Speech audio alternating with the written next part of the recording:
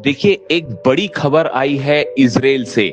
बीती रात एक मिसाइल फायर की गई ईरान की तरफ से इजराइल के ऊपर, और बताया जाता है कि ये मिसाइल भी डिमोना की तरफ ही फायर की गई थी, यानी इजराइल के न्यूक्लियर सेंटर की तरफ ही फायर की गई थी। लेकिन इस बार जो कुछ देखने को मिला है इजराइल के आसमान में, वो बेहद रहस्यमय है और बेहद हैरान करने वाला। देखिए, जो तस्वीरें सामने आई उसके मुताबिक अचानक एक मिसाइल फायर होती है ईरान की, और जब उसको इजराइल के एरो 3 सिस्टम ने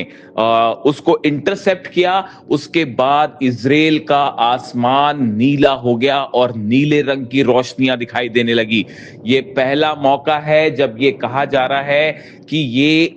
जंग अब स्पेस में पहुंचने लगी है, और इस मिसाइल को इंटरसेप्ट किया गया एटमॉस्फेयर के बाहर, और उसके बाद ये नीली रोशनी होना इस बात की ओर इशारा कर रहा है कि अब ईरान की तरफ से अपनी सबसे